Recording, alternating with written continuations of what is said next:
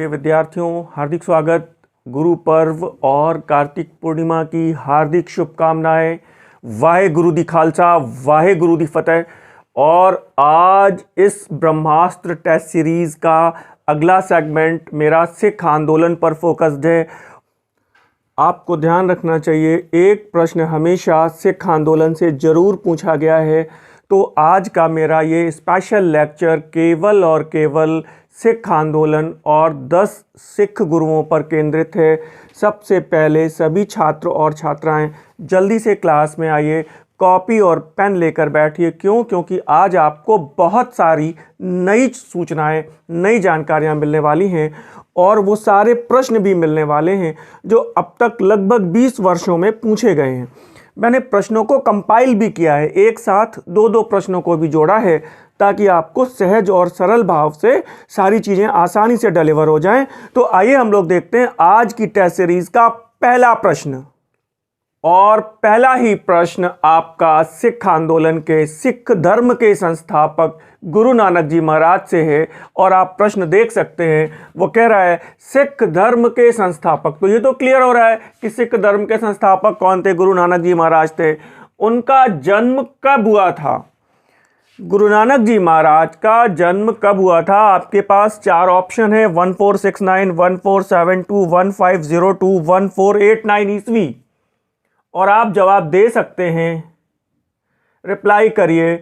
सामान्य सा प्रश्न है, गलत नहीं होना चाहिए। फिलहाल मैं आपको जवाब दे रहा हूं और सही जवाब है 1469। ध्यान रखिएगा, 1469।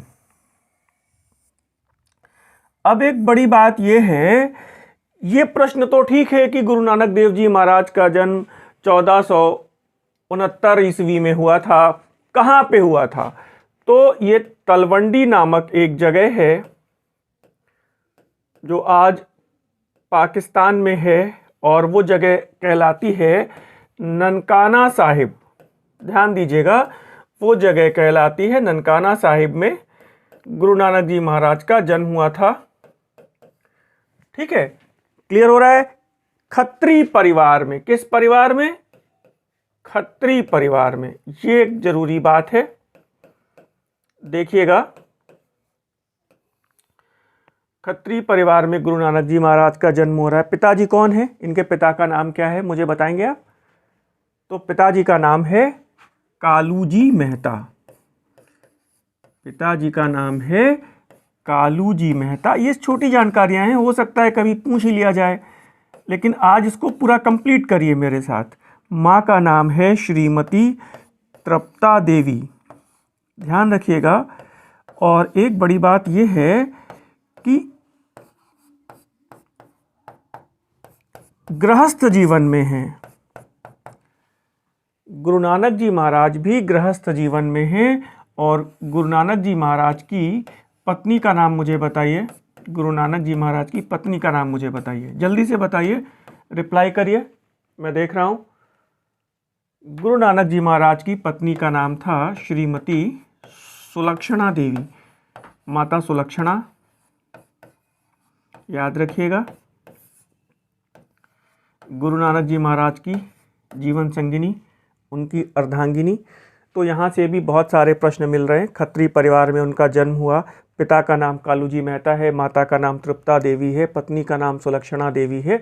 और एक बड़ी बात यह है, गुरु नानक जी महाराज को कहते हैं कुछ आध्यात्मिक अनुभूतियाँ जो उन्हें ज्ञान की प्राप्ति हुई, जो उन्हें स्पिरिचुअल इनलाइटमेंट हुआ, वो कहाँ पे हुआ, किस नदी के किनारे हुआ? तो ये नदी भी याद रखिएगा, काली बेन नदी के किनारे। काली बेन नदी के किनारे। मुझे लग रहा है आपको दिख पा रहा है सारी चीज़ें, मुझे बताइए, साफ साफ दिख रही हैं?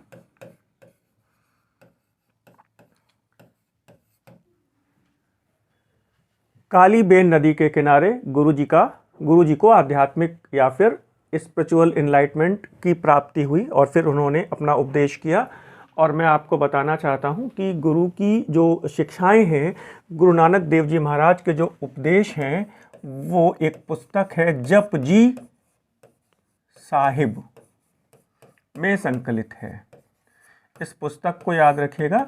कहीं पर अगर ऐसा लिखा मिले जपुजी साहिब, तो भी ठीक है। जपजी साहिब लिखा मिलता है तो भी ठीक है, ये बराबर है। और ये ध्यान रखिएगा, गुरु के दो शिष्य जो हमेशा आप देखते हैं जो उनके साथ दिखाई पड़ते हैं, उनका नाम है, एक का नाम था बाला और दूसरे शिष्य हैं मर्दाना।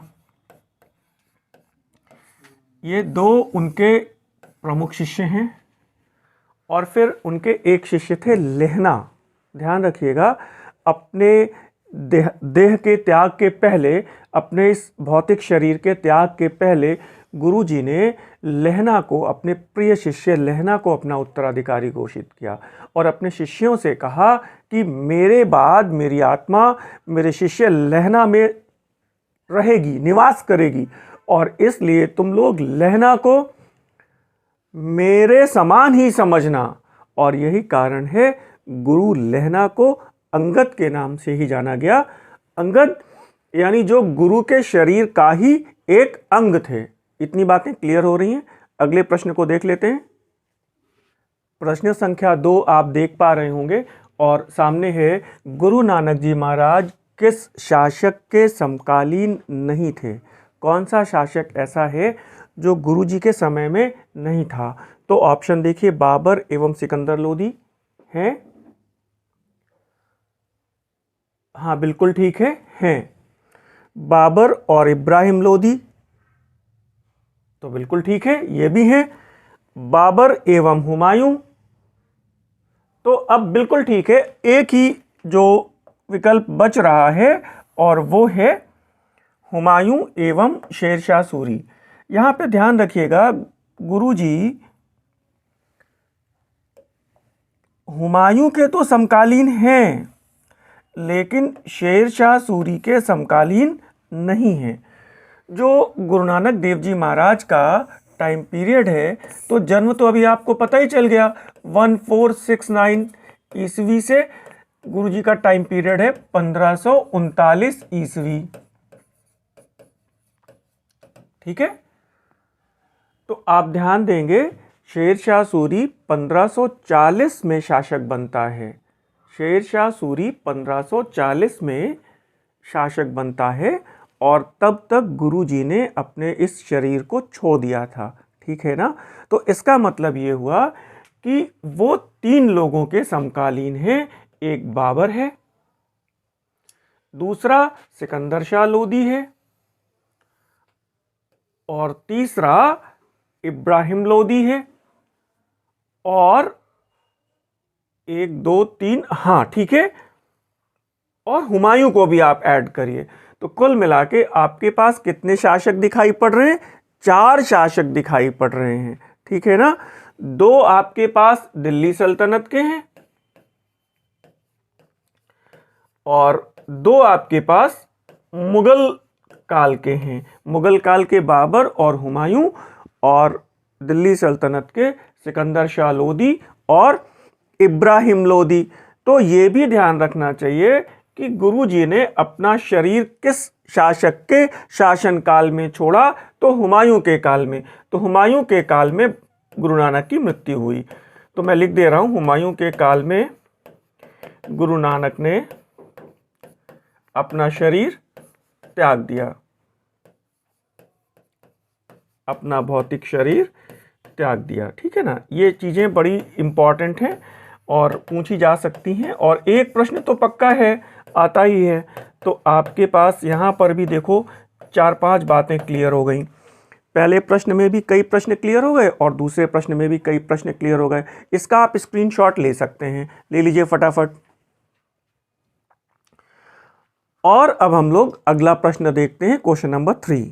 हम लोग अगले प्रश्न की ओर जाएं, इसके पहले आप ये स्क्रीनशॉट लीजिए और ध्यान दीजिए, ये लिखा हुआ है यहाँ पे, मैंने साफ साफ आपके लिए अरेंज कर दिया है कि गुरु नानक जी का समय 1469 से 1539 के बीच में है। और फिर ये देखिए, वही बात जो मैंने आपको अभी समझाई कि इन्होंने हुमायूं के समय में अपना शरीर छोड़ा। एक इम्पॉर्टेंट प्रश्न ये बन रहा है। ठीक है, सिकंदर शाह लोदी का टाइम पीरियड आप देख ही रहे हैं, 1479 से 1517 है, और फिर इब्राहिम लोदी का समय 1517 से 1526 है, और 1526 में 21 अप्रैल 1526 को पानीपत के युद्ध में इब्राहिम लोदी बाबर के विरुद्ध युद्ध करता हुआ मारा गया, वीरगति को प्राप्त हुआ। ठीक है, तो आइए हम लोग देखते हैं अगला प्रश्न। क्वेश्चन नंबर 3 आपकी स्क्रीन पर है, इसे पढ़िए बहुत सावधानी से और यह प्रश्न कई बार पूछा गया है। प्रश्न को देखिए, गुरुमुखी लिपि के जनक तथा लंगर व्यवस्था को स्थायी रूप प्रदान करने वाले सिख गुरु कौन थे? बहुत संभाल के जवाब दीजिएगा, जल्दबाजी मत करिएगा। गुरुमुखी लिपि के जनक तथा लंगर व्यवस्था को स्थायी रूप प्रदान करने वाले सिख गुरु कौन थे? गुरु नानक जी महाराज, गुरु अंगद, या फिर गुरु अर्जुन देव, या फिर गुरु रामदास? जवाब दे सकते हैं और बड़ा सरल है। इसमें मैंने 2 प्रश्न कंपाइल किए हैं, ध्यान रखिएगा। और इसमें सही जवाब है गुरु अंगद। ठीक है, इसमें सही जवाब है इस प्रश्न में गुरु अंगद, इन्हीं का नाम लेना है। मैंने अभी बताया था दूसरे सिख गुरु हैं ये। तो ये बात तो क्लियर हो रही है, ध्यान से देखिएगा कि गुरुमुखी लिपि के जनक कौन थे? तो गुरु अंगद है, कोई दिक्कत नहीं है इसमें। लंगर व्यवस्था को स्थायी रूप यानी कि सामूहिक भोजन की परंपरा वो आज भी जारी है। स्थायी शब्द ये ध्यान दीजिएगा, ये बड़ी बात है। स्थायी स्वरूप प्रदान करने वाले सिख गुरु कौन थे? तो भी जवाब आपके पास गुरु अंगद हैं। और ये प्रश्न एक बार यूजीसी में नेट में पूछा गया और उसमें थोड़ा सा छात्रों को कंफ्यूजन हो गया। इससे एक बात क्या पता चल रही है कि लंगर व्यवस्था को स्थायी रूप प्रदान किया गुरु अंगद ने। इसका मतलब ये है कि लंगर व्यवस्था पहले से चल रही थी, गुरु नानक जी महाराज ने इस परंपरा को शुरू किया। तो अगर आपसे ये कहा जाए, ये बहुत बढ़िया और बहुत शानदार प्रश्न है, लंगर व्यवस्था के जनक कौन थे? लंगर व्यवस्था के जनक, तब आपको लगाना पड़ेगा गुरु नानक जी महाराज। और नेट में भी गुरु नानक जी महाराज को उत्तर माना गया। छात्र बड़े कंफ्यूज थे भाई, जब स्थायी रूप उन्होंने प्रदान किया, किन्होंने? गुरु अंगद ने, तो इसका मतलब है वो व्यवस्था पहले से चल रही थी। बात क्लियर हो रही है? जब स्थायी रूप पूछेगा तब गुरु अंगद या गुरु लेहना को लगाएंगे। और जब कहता है कि लंगर व्यवस्था के जनक कौन थे, तो नो डाउट गुरु नानक जी महाराज ही हैं। और इससे जुड़ा हुआ मैं एक प्रश्न और डिस्कस कर देता हूं अलग से, जिसमें आप हमेशा गलत कर देते हैं। उस प्रश्न को देखिए, इक्ता व्यवस्था का जनक, ध्यान दीजिएगा वो प्रश्न ऐसे है, इक्ता व्यवस्था का जनक कौन है? तो इक्ता व्यवस्था का जनक, ध्यान दीजिएगा, इक्ता प्रणाली या इक्ता व्यवस्था का जनक कौन है? तो ध्यान रखिएगा, जनक है मोहम्मद गौरी। इस प्रश्न को लेकर के भी दिक्कत होती है। इक्ता व्यवस्था को एक संस्थागत स्वरूप किसने प्रदान किया? इक्ता व्यवस्था को एक संस्थागत स्वरूप प्रदान करने वाला इल्तुतमिश। किसने? इल्तुतमिश ने स्थायी किया इसको। क्यों?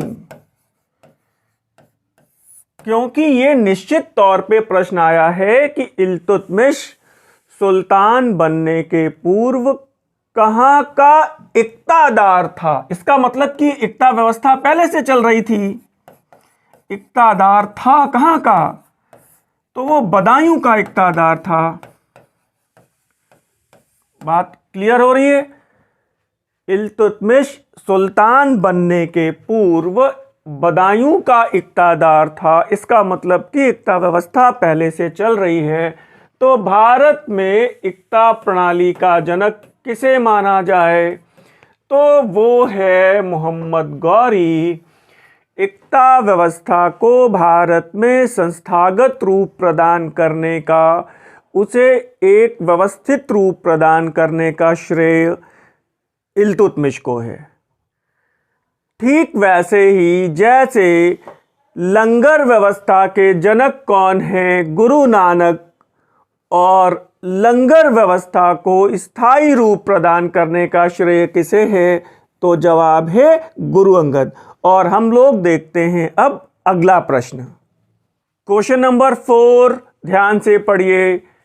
किस सिख गुरु ने 22 गद्दियों की स्थापना की तथा एक नवीन सरल विवाह पद्धति लवन की शुरुआत की? ध्यान रखिए, 2 प्रश्न हैं।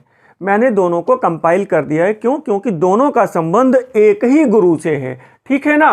तो आज के इस लेक्चर में आप मेरे साथ लगभग 80 से 90 प्रश्न हल कर पाएंगे। बहुत लंबा लेक्चर है आज का। धैर्य से बैठिएगा और पूरा देखिएगा। आप सभी का सहयोग इस तरह मिलेगा तो मैं कंटिन्यू रखूंगा इसको।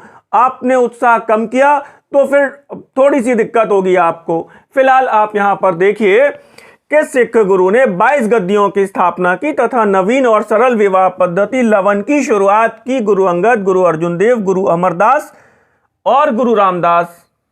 जवाब दे सकते हैं और बिल्कुल सही जवाब दे रहे हैं। और यहां पे सही जवाब है गुरु अमरदास। ठीक है, यहां पे सही जवाब है गुरु अमरदास। भाई 22 सिख गद्दियों की स्थापना की उन्होंने और अपने प्रतिनिधि नियुक्त किए हर गद्दी पर, ताकि सिख धर्म की गुरु नानक की शिक्षाओं को दूर दूर तक लोगों को बताया जा सके। और एक नवीन तथा सरल विवाह पद्धति लवन की शुरुआत, ये सब कुछ है गुरु अमरदास। आप पिछले वर्षों के पेपर उठा के देखिएगा, आपको प्रश्न मिलेंगे ऐसे कि वो लवन की शुरुआत किन्होंने की, 22 गद्दियों की स्थापना किन्होंने की। फिलहाल अगला प्रश्न देखिए, प्रश्न संख्या 5। आप पढ़िए पहले। किस मुगल सम्राट ने गुरु अमरदास से स्वयं उनके पास जाकर मुलाकात की तथा उनकी पुत्री बीबी भानी को सम्मान स्वरूप अनुदान भूमि प्रदान की? अब ध्यान दो, इस प्रश्न में कंपाइल करते समय थोड़ा सा प्रॉब्लम हुई है और उत्तर तो आपके सामने ही है। देखो, प्रश्न कह रहा है किस मुगल सम्राट ने गुरु अमरदास से, अब यहां पे उत्तर दे ही दिया है, पहले ही दे दिया है। यहां पे गैप गैप गैप होना चाहिए था और यहां पे होना चाहिए था क्वेश्चन मार्क। और परेशानी ये हुई है कि वो टाइपिस्ट ने ध्यान नहीं दिया वहां पे और उन्होंने पूरा लिख दिया। फिलहाल ये प्रश्न आपके लिए इंपॉर्टेंट है। किस मुगल सम्राट से गुरु अमरदास से स्वयं उनके पास जाकर मुलाकात की तथा उनकी पुत्री बीवी भानी को सम्मान स्वरूप अनुदान भूमि प्रदान की? तो यह तो निश्चित है कि इसमें गुरु अमरदास से मुलाकात की, लेकिन परेशानी यह है कि यहां पे वो मुगल सम्राट की बात हो रही है ना, और मुगल सम्राट आपके पास ऑप्शन में नहीं है। तो यहां पर मैं आपको बता देता हूं, अकबर ने मुलाकात की। यहां पे थोड़ा सा हल्का सा प्रॉब्लम हुई है, फिलहाल कोई दिक्कत वाली बात नहीं है। विकल्प यहां पे नहीं है, तो विकल्प मैं आपको बता दे रहा हूं। ये आपके सहयोग की आवश्यकता है, यहां पे आप थोड़ा सा मैनेज कर लीजिएगा इसको। अकबर ने मुलाकात की, और यह ध्यान रखिएगा, यह प्रश्न कई बार आया है कि उनकी पुत्री बीवी भानी को किन्होंने अनुदान स्वरूप बहुत सारी भूमि प्रदान की। तो ये अकबर है, ठीक है, और बीबी भानी को इन्होंने जमीन दी। इनकी पुत्री हैं, इनकी पुत्री बीबी भानी को उन्होंने अनुदान स्वरूप जमीन प्रदान की। तो वो अकबर है, ध्यान रखिएगा, यहां भी लिख दे रहा हूं। ठीक है, तो 2 प्रश्न हो रहे हैं इसमें भी। आगे बढ़ें, अगला क्वेश्चन, क्वेश्चन नंबर 6 देखिए। अकबर ने किस सिख गुरु को 500 बीघा जमीन दी? इस बात को भी याद रखिए, जैसे कि अगर पुत्री बीबी भानी का नाम आता है, किसकी पुत्री को अकबर ने जमीन दी, तब जवाब है गुरु अमरदास। अभी इसके पहले वाला प्रश्न है वो। यहां पर बात यह आ रही है कि अकबर ने किस सिख गुरु को 500 बीघा जमीन सम्मान स्वरूप प्रदान की।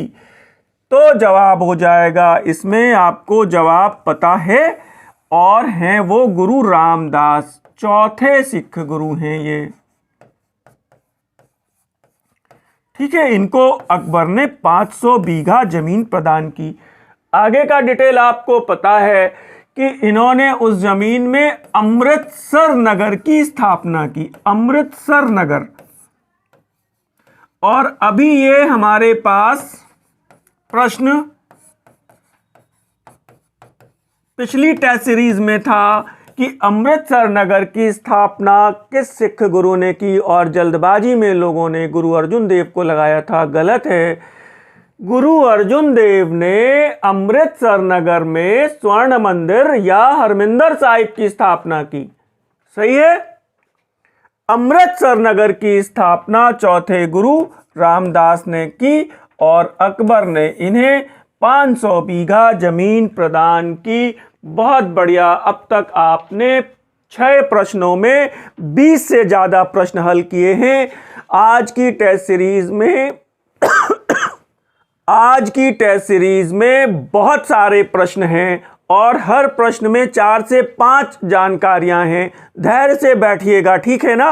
अगला प्रश्न देखिए। नेक्स्ट क्वेश्चन देखिए आप।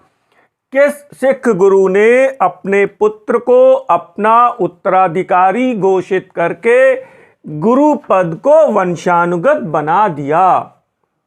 गुरु पद वंशानुगत हो गया किस सिख गुरु के समय?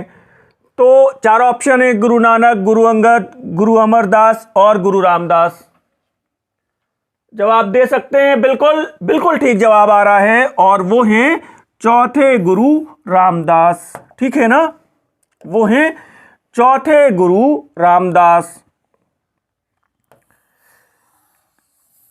भाई गुरु नानक ने तो अपने शिष्य अंगद को अपना उत्तराधिकारी बनाया था, ये बात तो समझ में आ ही रही है आपको।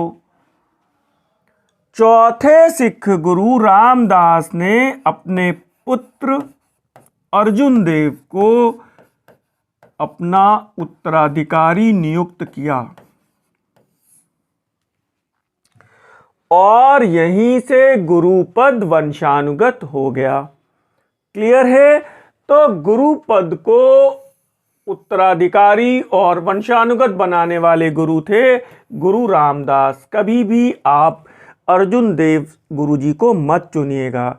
गुरु रामदास ने अपने पुत्र अर्जुन देव को उत्तराधिकारी घोषित किया और यही कारण है कि यहीं से गुरुपद वंशानुगत हो गया। अगला प्रश्न देखिए। इस प्रश्न का उत्तर मैंने आपको अभी पहले भी बताया है। अमृतसर नगर के संस्थापक कौन से सिख गुरु थे? तो ध्यान रखिएगा, अमृतसर नगर की स्थापना गुरु रामदास ने की थी, ये पता है। अकबर ने इनको 500 बीघा जमीन प्रदान की, गुरु रामदास। ठीक है, इनको 500 बीघा जमीन अभी मैंने बताया। और अगर ये प्रश्न ऐसे आए कि किनकी पुत्री को अनुदान मिला, तो अभी मैंने उनका भी नाम बताया है और वो हैं बीबी भानी। ठीक है, ये अनुदान दोनों दिए किसने? अकबर ने। तो अमृतसर नगर के संस्थापक, बहुत विस्तार ना देते हुए, गुरु रामदास। अगले प्रश्न को देखिए। हर प्रश्न एक दूसरे से जुड़ा हुआ है और मुझे विश्वास है आज आप इसको पूरा तैयार कर लेंगे, इस पूरे टॉपिक को तैयार कर लेंगे। इससे ज्यादा पढ़ने की आवश्यकता मेरे समझ से नहीं है। फिलहाल आप देखिए, अमृतसर में स्वर्ण मंदिर या हरमिंदर साहिब की स्थापना किन्होंने की थी? जवाब सामने ही फ्लैश हो रहा है और अभी मैंने आपको बताया भी है, तो बहुत समय नहीं लेते हुए मैं आपको बता दे रहा हूं फटाफट। और ये है गुरु अर्जुन देव। ठीक है, 5वें सिख गुरु अर्जुन देव, जिन्होंने हरमिंदर साहिब या फिर स्वर्ण मंदिर की स्थापना की। 5वें सिख गुरु अर्जुन देव। स्वर्ण मंदिर के संस्थापक कौन थे? गुरु अर्जुन देव। ये भी कह रहा हूं कि अगर आपके सिख आंदोलन से कोई क्वेरीज हैं तो आप स्क्रीन पर जो नंबर आप फ्लैश होते हैं उन पर आप व्हाट्सएप करके मुझसे क्लैरिफिकेशन ले सकते हैं, या फिर अगर मुझे लगता है कि वो प्रश्न बहुत महत्वपूर्ण है तो मैं आपको उसे नेक्स्ट लेक्चर में शामिल करके सामूहिक रूप से डिस्कस कर दूंगा। ये बात बिल्कुल ठीक लगती है मुझे। एज वेल बहुत सारे प्रश्न ऐसे हैं जो नकारात्मक टेंडेंसी के हैं, उन प्रश्नों की तरफ आपको फोकस नहीं करने की जरूरत है। अगले प्रश्न को देखिए। प्रश्न आपके सामने है, राजनीतिक कारणों के चलते जहांगीर ने किस सिख गुरु को मृत्युदंड दे दिया? गुरु अंगद हैं, गुरु रामदास हैं, गुरु अर्जुन देव हैं और गुरु तेग बहादुर हैं। तो जवाब दे पाएंगे आप? और बिल्कुल ठीक है, जवाब है इसमें गुरु अर्जुन देव। आपको यह ध्यान रखना चाहिए कि जहांगीर ने जो गुरु को मृत्युदंड दिया, यह कारण राजनीतिक था, धार्मिक कारण नहीं था। ठीक है, और ये जहांगीर की जल्दबाजी और उसकी ये गलती मुगलों और सिखों के संबंध को हमेशा के लिए खराब कर गई। जहांगीर के विद्रोही पुत्र खुसरो ने गुरु के आश्रम में शरण ली थी, और गुरु के आश्रम में कोई भी जा सकता है भाई, गुरु के आश्रम में कोई भी जा सकता है। उनकी शरणागति में गया और गुरु ने बगैर जाने हुए कि ये विद्रोही लड़का है उसको अपने आश्रम में थोड़े दिन रुकने की अनुमति दी, और जहांगीर ने क्रोधवश गुरु को मृत्युदंड दे दिया। यह कारण राजनीतिक था।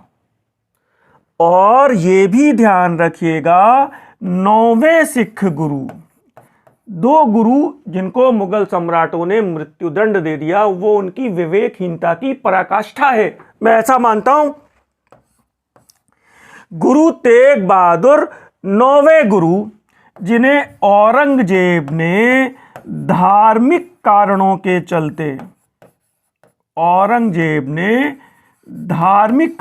चलते, मृत्युदंड दिया था। आपको यह भी ध्यान रखना चाहिए कि उन्होंने गुरु से कहा, औरंगजेब ने इस्लाम स्वीकार करने के लिए, और गुरु ने मना कर दिया और उसने मृत्युदंड दे दिया। और यहां पर मुझे एक बात और याद आ रही है, वो प्रश्न आपसे पूछा गया है कि दिल्ली में शीशगंज गुरुद्वारा किस सिख गुरु की याद दिलाता है? तो वो गुरु तेग बहादुर हैं, और वो गुरु की शहादत और वो दिल्ली का शीशगंज गुरुद्वारा आज भी वहां पर गुरु की शहादत याद होती है। और मैं समझता हूं 10,000 से ज्यादा भूखे लोगों को रोज लंगर में खाना मिलता है। ये गुरु का ही प्रताप है। अगले प्रश्न को देखते हैं। क्वेश्चन 11 देखिए, सिखों की प्रथम धार्मिक पुस्तक आदि ग्रंथ साहिब का संकलन किसने किया? आदि ग्रंथ का संकलन करने वाले गुरु कौन थे? गुरु तेग बहादुर, गुरु गोविंद सिंह, गुरु अर्जुन देव और गुरु हरगोविंद। जवाब आपको पता है, लगभग सभी को पता है। सभी लोग रिप्लाई किया करिए भाई। सरल प्रश्नों में सोचते हैं कि अब चलो कौन रिप्लाई करे, तो इसमें है गुरु अर्जुन देव। ठीक है, आदि ग्रंथ का संकलन गुरु अर्जुन देव, 5वें सिख गुरु यही है। और गुरु गोविंद सिंह के बारे में अभी हम लोग चर्चा करेंगे। इनकी एक पुस्तक है 10वें बादशाह का ग्रंथ। ठीक है, और भी बहुत सारी चीजें हैं। अभी हम इनकी आत्मकथा वगैरह के बारे में बात करेंगे। गुरु गोविंद सिंह जी के पत्रों के बारे में बात करेंगे। और ये 10वें बादशाह का ग्रंथ याद रखिएगा, गुरु गोविंद सिंह जी महाराज का है, और गुरु अर्जुन देव का आदि ग्रंथ है। और जपजी साहिब में गुरु नानक जी के उपदेश संकलित हैं। अगले प्रश्न को देखते हैं। क्वेश्चन नंबर 12, सिखों को सैनिक बनाने तथा उन्हें एक लड़ाकू जाति में परिवर्तित करने का कार्य किस गुरु ने प्रारंभ किया? सिखों को लड़ाकू जाति के रूप में किस गुरु ने परिवर्तित करने का कार्य प्रारंभ किया? अमरदास हैं, गुरु हरगोविंद, गुरु हरराय और गुरु गोविंद सिंह। यहां पे कंफ्यूज मत होइएगा, सही जवाब है इसमें गुरु हरगोविंद, छठवें गुरु हरगोविंद। ठीक है, उसका रीजन है पांचवें सिख गुरु अर्जुन देव को जहांगीर ने मृत्युदंड दे दिया। सिख सीधे साधे होते थे, और आप ध्यान रखिएगा छठवें सिख गुरु हरगोविंद की कमर पे तलवार आ गई है। ध्यान दीजिएगा, 5 सिख गुरु, शुरू के 5 जो गुरु हैं, एक हाथ में माला, दूसरा हाथ अभय की मुद्रा में, आशीर्वाद की मुद्रा में है, और छठवें सिख गुरु के कमर पे तलवार आ गई है कि अब हम लड़ेंगे। क्यों? क्योंकि भाई ऐसा थोड़ी है कि कोई सीधा है, कोई संत है, आप उसको मार दें। तो हरगोविंद जी महाराज ने सिखों को एक लड़ाकू जाति में परिवर्तित करने का कार्य प्रारंभ किया। यह ध्यान रखिएगा, प्रारंभ करने की बात हो रही है। क्लियर हो रही है? अगला प्रश्न देखिए, यही प्रश्न देखिए फिर से आ गया कि कमर पर 2 तलवारें बांधकर 11 वर्ष की अल्पायु में गुरु पद पर आसीन होने वाले गुरु कौन थे? गुरु तेग बहादुर, गुरु हरराय, गुरु हरकिशन और गुरु हरगोविंद। बहुत समय नहीं ले रहा हूं आपका, क्योंकि सारे प्रश्न एक दूसरे से इंटरलिंक हैं। तो मैंने अभी कहा कि वो तलवारें बांधकर, तलवारें कहां पे आ रही हैं? तो गुरु हरगोविंद के पास पहली बार तलवार आ रही है, और कमर पे तलवारें बांधकर गद्दी पर बैठे हैं। ये प्रतीक है इस बात का कि अब हम अन्याय का प्रतिकार करेंगे। फिलहाल अगला प्रश्न देखिए, प्रश्नों की संख्या थोड़ी ज्यादा है और ये पहुंचेगी गुरु गोविंद सिंह जी महाराज तक। ठीक है ना? तो थोड़ा धैर्य बनाए रखिएगा आज की क्लास में। आप इस प्रश्न को देखिए, कश्मीर में कीरतपुर की स्थापना करने वाले सिख गुरु कौन थे? कीरतपुर की बात हो रही है। गुरु तेग बहादुर, गुरु हरराय, गुरु हरकिशन और गुरु हरगोविंद। और आपके जवाब का इंतजार नहीं करूंगा, और सही जवाब है गुरु हरगोविंद। ध्यान रखिएगा, कश्मीर में कीरतपुर की स्थापना तो गुरु हरगोविंद हैं। अगले प्रश्न को देखिए, इस प्रश्न को भी मैंने अभी थोड़ी देर पहले डिस्कस किया है कि धार्मिक कारणों के चलते औरंगजेब ने किस सिख गुरु को मृत्युदंड दे दिया। तो जवाब आपके सामने क्लियर है, अब इसमें व्याख्यान की आवश्यकता नहीं है, और वो है सिख गुरु, नौवें गुरु तेग बहादुर। ध्यान रखिएगा, 9वें गुरु ये तेग बहादुर। और बेसिकली एक उपाधि पूछी जाती है सच्चा बादशाह। इसमें भी थोड़ा कंफ्यूजन होता है। सच्चा बादशाह की उपाधि का संबंध 3 गुरुओं से है। एक गुरु हरगोविंद है, एक गुरु तेग बहादुर है, और तीसरे गुरु गोविंद सिंह जी महाराज हैं। तो ध्यान रखिएगा, ये आपके पास सच्चा बादशाह की उपाधि के लिए 3 गुरुओं का नाम है, गुरु हरगोविंद, गुरु तेग बहादुर और गुरु गोविंद सिंह। अगले प्रश्न को देखिए, क्वेश्चन नंबर 16 को देख लीजिए आप। अकाल तख्त बंगा की स्थापना किस सिख गुरु ने की थी? अकाल तख्त बंगा गुरु तेग बहादुर, गुरु हरगोविंद, गुरु हरकिशन और गुरु गोविंद सिंह। आपके जवाब का इंतजार कर रहा हूं, बताइए। और यहां पर हैं गुरु हरगोविंद।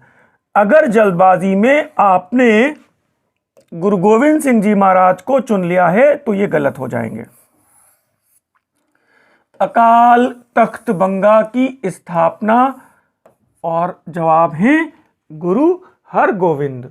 नेक्स्ट क्वेश्चन को देखिए, क्वेश्चन नंबर 17 देखिए। आनंदपुर साहिब की स्थापना किस सिख गुरु ने की थी? आनंदपुर साहिब, बताइए मुझे चार ऑप्शन है आपके पास, गुरु तेग बहादुर, गुरु हरगोविंद, गुरु हरकिशन, गुरु गोविंद सिंह जी महाराज। बताइए, आनंदपुर साहिब की स्थापना पूछ रहा है और बिल्कुल ध्यान रखिएगा इसमें जवाब है गुरु तेग बहादुर। इसमें हमेशा कंफ्यूजन होता है, अकाल तख्त बंगा, कीरतपुर, आनंदपुर साहिब, इसमें हमेशा कंफ्यूजन हो जाता है।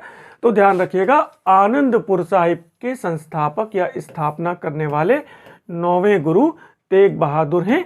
बहुत इंपॉर्टेंट बातें हैं ये सब, और परीक्षा भवन में जरा सी असावधानी आपको मुश्किल हालात में डाल देती है। फिलहाल आपको हमेशा की तरह ये सूचना दे रहा हूँ। पहली बात ये कि एक बुकलेट है आपके लिए, हमेशा मैंने आपसे चर्चा की है उसकी क्लास में, और ये मैंने एक परीक्षोपयोगी दृष्टिकोण से इस बुकलेट को तैयार किया है। ये हमेशा आप देख रहे हैं इस बुकलेट को। इस बुकलेट में केवल परीक्षा के लिए महत्वपूर्ण टॉपिक्स को कवर करते हुए इसको तैयार किया गया है। इसमें तीनों खंड हैं, प्राचीन, मध्यकालीन और आधुनिक भारत, ठीक है। और यदि आपको ये बुकलेट प्राप्त करनी है तो आप स्क्रीन पर दिए गए नंबरों पर संपर्क करके जानकारी प्राप्त कर सकते हैं। ये बुकलेट कहीं भी भेजी जा सकती है। ये आंध्र प्रदेश में विजयवाड़ा से लेकर उधर चंडीगढ़ और हिमाचल प्रदेश, सूरत, बिहार, झारखंड तक लोगों ने मंगाई है और 2 से 3 दिन में ये उपलब्ध हो जा रही है। ये 250 पन्ने की पूरी बुकलेट है। एक बहुत मेहनत और बहुत शिद्दत के साथ इसको मैंने तैयार करवाया है। आपकी मदद हो सकती है, आप चाहें तो इसे मंगा सकते हैं। क्वेश्चन नंबर 18 देखिए, बहुत शानदार प्रश्न है, पढ़िए पहले। निम्नलिखित पंक्तियों में रिक्त स्थान की पूर्ति करिए। चिड़ियों से मैं बाज लड़ाऊं, 1.25 लाख दा एक लड़ाऊं, तब मैं गुरु गोविंद कहाऊं। मैं प्रश्न पढ़े बगैर आपको जवाब दे रहा हूं। ये हमेशा से फेमस है, गुरु गोविंद सिंह जी महाराज। उन्होंने कहा, मेरा एक एक शिष्य 1.25 लाख के बराबर है। एक एक मेरा शिष्य 1.25 लाख के बराबर है। वो उनके 5 प्यारे, पंच प्यारे 5 सिक्कों की बात है, मैं अभी बताऊंगा। फिलहाल आप इसे याद रखिए कि निम्नलिखित में से किसने कहा, चिड़ियों से मैं बाज लड़ाऊं, 1.25 लाख दा एक लड़ाऊं, तब मैं गुरु गोविंद कहाऊं। इस प्रश्न को याद रखिए। और उससे पहले मैं आगे बढ़ूं, आपको यह ध्यान रखना चाहिए कि गुरु ने सिखों के लिए पंच ककारे बोले कि किन्होंने सिखों के लिए पंच ककारे धारण करना अनिवार्य कर दिया, ठीक है ना, अनिवार्य कर दिया। तो पहला है केश। केश को संवारने के लिए कंघा। आप ध्यान रखिएगा, केश रखते हैं सिख, दाढ़ी, मूछ और केश कभी कटाते नहीं है। तो इसका क्या मतलब है? इसका मतलब है, आपने सिंह को देखा है, शेर को देखा है, शेर के चेहरे के चारों तरफ घने बाल होते हैं और जब वो आक्रमण के लिए तैयार होता है ना तो वो भयानक बना देते हैं वो केश उसके। तो केश, सिंह जैसा व्यक्तित्व। आप ये भी ध्यान रखिए, 9 सिख गुरुओं को देखिए, कहीं भी सिंह शब्द का प्रयोग नहीं है। 10वें गुरु गोविंद सिंह जी महाराज के नाम में पहली बार सिंह जुड़ा है। तो केश का संबंध है सिंह जैसा व्यक्तित्व, और केश को संवारने के लिए कंघा। हाथ में धारण करने के लिए कड़ा। आप ध्यान रखिएगा, सिख कड़ा धारण करते हैं हाथ में। बोले सर कड़ा क्यों धारण करते हैं? ये ध्यान दीजिएगा, ये गुरु के साथ दिया गया वचन है, ये बंधन है कड़ा गुरु के साथ, कि जब भी गुरु की कॉल होगी ये हाथ गुरु की सहायता के लिए अपने सत्य और निष्ठा से अपने सिख मान्यताओं की स्थापना के लिए उठेगा। जैसे बहन कभी भाई के हाथ में राखी का धागा बांधती है, मतलब वो बहन के साथ दिया गया वचन है कि ये तुम्हारी सुरक्षा के लिए, सब काम छोड़ के पहले तुम्हारे लिए उठेगा, ये हाथ तुम्हारी मदद के लिए उठेगा। तो ये कड़ा गुरु के साथ दिया गया वचन है, बंधन है, उस कड़े का प्रतीक है बंधन। मैंने अपने छात्र से पूछा था, वो सिख था, नहीं बता पाया, वो कहा सर मैं पूछ के बताऊंगा। मैंने कहा मैं बता रहा हूं। तो कड़ा, केश, कंगा। और ध्यान रखिएगा, कमर पे कृपाण। कृपाण का मतलब है तलवार। तलवार का मतलब है युद्ध के लिए सदैव तैयार। युद्ध के लिए सदैव तैयार। क्यों? क्योंकि कमर पे तलवार है तो युद्ध के लिए हमेशा तैयार। कब मुसीबत आ पड़े, कब लड़ना पड़े, तो उसकी प्रिपरेशन के लिए कमर पे तलवार। और कच्छा। कच्छा ध्यान दीजिएगा, कच्छा का मतलब जांघिया। और जैसे हमारी भारतीय संस्कृति में हम लंगोटा धारण करते हैं, कच्छा का मतलब है ब्रह्मचर्य, आत्मनियंत्रण, आत्मनिग्रह। मुझे उम्मीद है ये बातें क्लियर हुई होंगी। कितने लोगों को पता थी कि ये संकल्पना गुरुजी ने क्यों रखी? ये 5 ककारें धारण करने की संकल्पना गुरुजी ने क्यों रखी? पता थी सबको? शायद नहीं। फिलहाल चलिए, मैंने बताया अभी बहुत सारी बातें डिस्कस करनी है, धैर्य से बैठिए। अगला प्रश्न देखिए। इस क्वेश्चन को देखिए और कह रहा है कि सिख गुरु की आत्मकथा विचित्र नाटक के नाम से जानी जाती है। आत्मकथा भी किसी ने लिखी है, गुरु तेग बहादुर, गुरु अर्जुन देव, गुरु हरकिशन। और बिल्कुल आपको जवाब पता है क्योंकि यह प्रश्न अभी कुछ दिन पहले किसी परीक्षा में पूछा गया है। और सही जवाब है इसमें गुरु गोविंद सिंह। उनकी आत्मकथा कहलाती है, क्या कहलाती है? विचित्र नाटक। ठीक है, इसको याद रखिएगा, विचित्र नाटक। इनकी एक पुस्तक और है, चंडी दा वार। वार का मतलब प्रहार। कहीं पर ऐसा भी लिखा मिल सकता है चंडी दीवार, चंडी दीवार या चंडी दावार, जो भी है आप ध्यान रखिएगा। और एक इनके गुरु गोविंद सिंह के पत्रों का संकलन है, यह ध्यान रखिएगा, पत्रों का संकलन है। और उसका नाम आपको पता है? नाम पता है? मुझे बताइए। और वो नाम है जफरनामा। शायद याद हो आपको। इन पत्रों में वो पत्र भी शामिल हैं जो उन्होंने औरंगजेब को लिखे थे, उसकी कट्टर धार्मिक नीतियों के विरोध में लिखे थे। औरंगजेब की कट्टर धार्मिक नीतियों के विरोध में लिखे गए पत्र और उनके और भी कुछ व्यक्तिगत पत्र, वो सब संकलित किए गए हैं और वो है जफरनामा के नाम से। बहुत सारी बातें आपको मालूम चल रही हैं। और आइए देखते हैं अगला प्रश्न। क्वेश्चन नंबर 20 देखिए। किस सिख गुरु ने नांदेड़ में अपने शरीर का त्याग कर दिया? वो नांदेड़ एक जगह है महाराष्ट्र में। कहां पे उन्होंने अपना शरीर छोड़ा? गुरु नानक, गुरु अंगद, गुरु हरकिशन और गुरु गोविंद सिंह। जवाब आपको पता है और सही जवाब है गुरु गोविंद सिंह।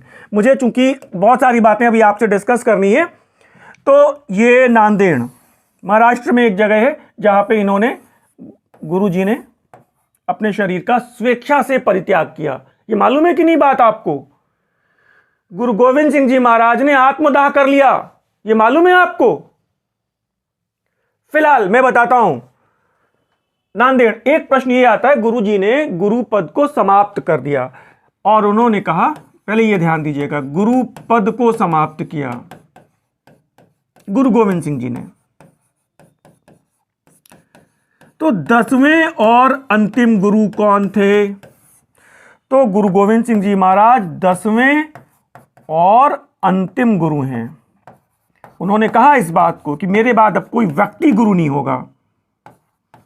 और ये जो हमारी पुस्तक है, जिसे आज वो कहते हैं गुरु ग्रंथ साहिब, यही हमारा गुरु के स्थान को धारण करेगी।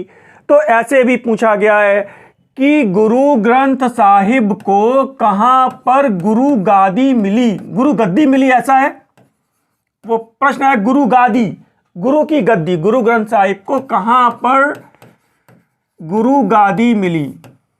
तो वो नांदेड़ में मिली। क्यों? क्योंकि नांदेड़ में गुरुजी ने अपना शरीर छोड़ दिया और उसके बाद गुरु के पद पर सिखों की पवित्र धार्मिक पुस्तक गुरु ग्रंथ साहिब प्रतिष्ठित हो गई। ये बात क्लियर हो रही है? बताइए मुझे। ओके, एज वेल आप ध्यान दीजिएगा, एक प्रश्न ये भी आया है, खालसा पंथ की स्थापना किसने की? तो खालसा पंथ के संस्थापक भी गुरु गोविंद सिंह जी महाराज थे। ध्यान रखिएगा, गुरु गोविंद सिंह जी महाराज। ये बातें क्लियर हो रही हैं? मैं थोड़ा और आगे बताऊं तो ये ध्यान रखिएगा, 10वें सिख गुरु गोविंद सिंह जी महाराज के 2 पुत्र, ये भी पूछा गया है, 2 पुत्र कौन कौन से? तो एक थे जोरावर सिंह, छोटे बालक थे, और दूसरे थे फतेह सिंह। औरंगजेब की धार्मिक नीतियों के आगे, इनके सामने उसने इस्लाम को स्वीकार करने का प्रस्ताव रखा और दोनों पुत्रों ने इनकार कर दिया और इन दोनों पुत्रों को औरंगजेब ने दीवार में जिंदा दफन करवा दिया। ये एक भयानक बात है। अब बड़ी भयानक बात हो गई। और फिर ध्यान रखिएगा, गुरु के 4 पुत्र थे, 2 पुत्र, एक है जुझार सिंह और दूसरे हैं, मतलब चौथे नंबर पे अजीत सिंह। ये दोनों और भी छोटे बालक हैं और ये दोनों पुत्र मुगलों के विरुद्ध युद्ध करते हुए शहीद हुए, शहादत को प्राप्त हुए। चारों शिष्य गुरु के कुर्बान हो गए। अब गुरु के शिष्य, ये इतनी भयानक घटना है, गुरु के पास पहुंचे, ये खबर वहां तक पहुंची गुरु गोविंद सिंह जी महाराज के पास, और बहुत पीड़ा और बहुत उदासी के साथ, बहुत दुख के साथ लोगों ने बताया कि वो 4 बेटे आपके शहीद हो गए। गुरु ने कोई प्रतिक्रिया नहीं दी। बोले 4 मुए तो क्या हुआ, जीवित कई हजार। बोले 4 चले गए तो क्या हुआ, तुम सब भी तो मेरे बच्चे हो, और हर संघर्ष में कोई ना कोई सिख, कोई ना कोई मेरा शिष्य शहीद हुआ है, वो भी तो मेरे बच्चे थे, तो जैसे वो मेरे बच्चे थे वैसे वो भी मेरे बच्चे हैं। और ये बात इतनी अंदर तक जाती है, सिखों को एक सैनिक संगठन में परिवर्तित कर दिया। वो थे गुरु गोविंद सिंह जी महाराज। आप ध्यान रखिएगा, इनके पहले राजनीतिक शिष्य, और उनका नाम आपको पता होगा, और उनका नाम है लक्ष्मण दास, जो बाद में बंदा बैरागी के नाम से प्रसिद्ध हुए। तो बंदा बैरागी हैं, फिर इसके बाद सिख मिसले हैं, 12 सिख मिसले हैं, फिर सुकर चकिया मिसल और रणजीत सिंह का उत्थान, सिख साम्राज्य। तो ये हम लोग कभी अगले लेक्चर में डिस्कस करेंगे। क्यों? क्योंकि आज गुरु पर्व पे मेरा पूरा फोकस केवल और केवल इन 10 गुरुओं के ऊपर था। इन 10 सिख गुरुओं को मैं प्रणाम करते हुए आज की इस क्लास को समाप्त करता हूं। अगले लेक्चर में जल्दी ही मुलाकात होगी। धन्यवाद, नमस्कार।